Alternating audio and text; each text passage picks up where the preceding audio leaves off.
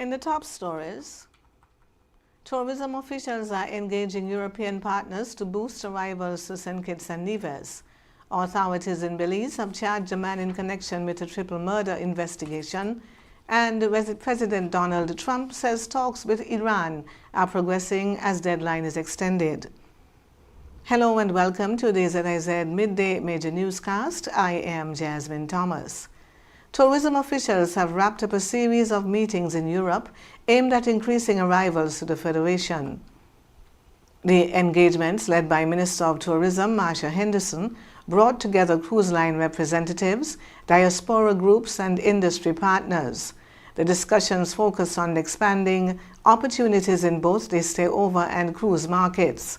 The St. Kitts Tourism Authority also noted that the destination continues to perform strongly, with cruise operators currently ranking third among 18 ports with Costa Cruises. The delegation included representatives from the Tourism Authority and the St. Christopher Air and Seaports Authority as efforts continue to strengthen the Federation's position as a key port and travel destination. The Ministry of Social Development and Gender Affairs is stepping up efforts to engage the public as it continues to lobby for an increase in the legal age of consent for marriage and sexual activity to 18 years old. Officials are currently conducting a national survey to gather feedback and build public support for the proposed changes. The ministry says the proposal would remove existing exceptions and set a clear, uniform age of consent at 18. At present, a child as young as 16 can legally marry with parental consent. The proposed change is intended to strengthen protections for minors, reduce the risk of exploitation and abuse, and align the law with the legal age of adulthood. Officials also point to strong early support, with a previous survey showing 87% of respondents in favor of raising both ages to 18. The public is being encouraged to participate in the current survey, which can be accessed through the Ministry of Social Development and Gender Affairs Facebook page. The police force is pushing back against claims that members of its high command are being forced to take leave. Officials say those reports are not accurate and there is no internal probe or action being taken against senior officers. Instead, the current leave period for some members of the High Command is part of routine staff management, following long stretches of continuous study. The force says senior leaders have remained fully engaged in operations, and the scheduling of leave is a normal step to manage accrued time off and support readiness. Police also stress that operations are continuing without disruption, with command structures remaining in place. On the regional scene, police in Belize have charged a 22-year-old fisherman in connection with a triple murder that shocked the community of San Pedro last Thursday. Shelby Hernandez has been charged with 3 counts of murder following the fatal shooting of Karim Espat, Oscar Mas, and Yerlin Alvarez. The attack took place on the night of the 19th of March at a home where the 3 victims were gathered when gunmen entered and opened fire. Espat and Mas died at the scene, while Alvarez later died from her injuries at a medical facility.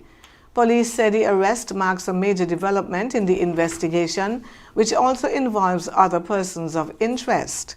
However, Hernandez's family is disputing the allegations, maintaining that he was at home at the time of the shooting and pointing to video footage they say supports his alibi.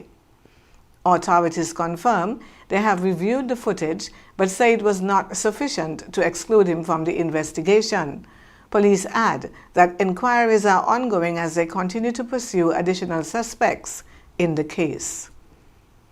And the new United Nations report warns that gangs are rapidly expanding their reach across Haiti, deepening the country's security and human rights crisis. The report says gangs have moved beyond Port-au-Prince, pushing into surrounding areas and center departments while consolidating control over key road and maritime routes. This expansion has allowed criminal networks to strengthen their operations, using those corridors to finance and sustain their activities. The report also details the impact on civilians, including killings, kidnappings, sexual violence, and extortion, as communities come under increasing pressure. More than 5,000 people were killed between March 2025 and mid-January 2026, according to verified data from UN Human Rights Office.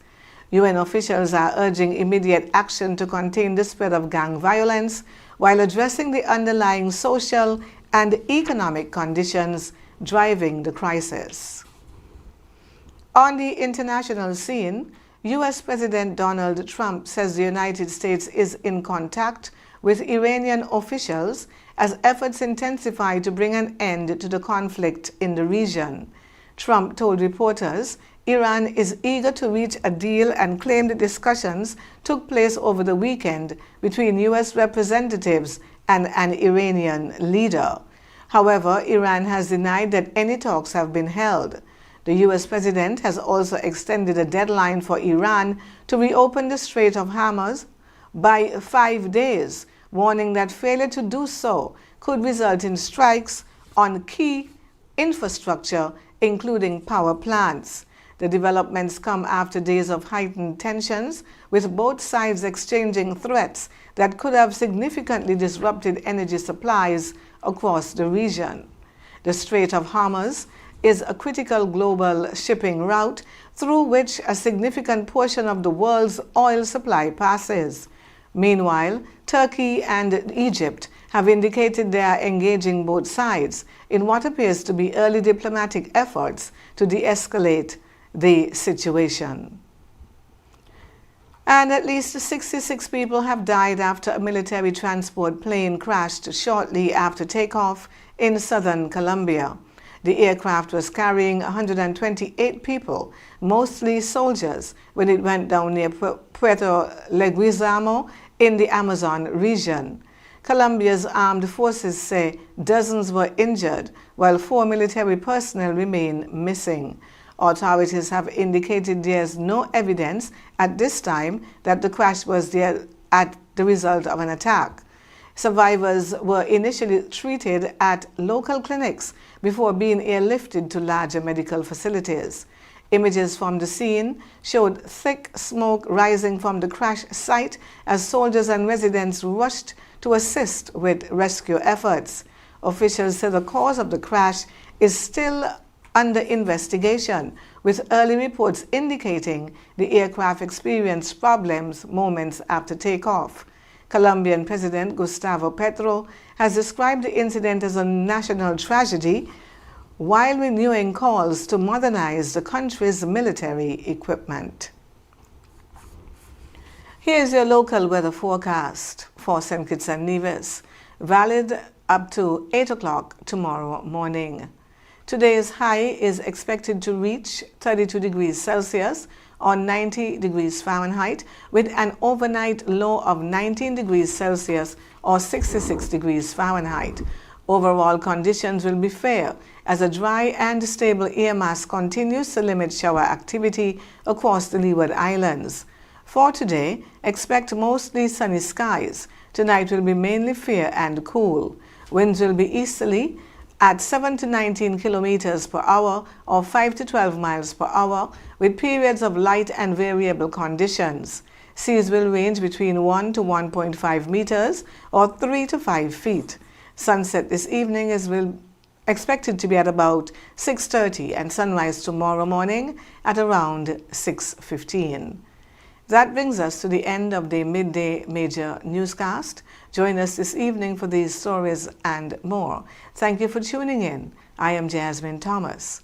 God bless you.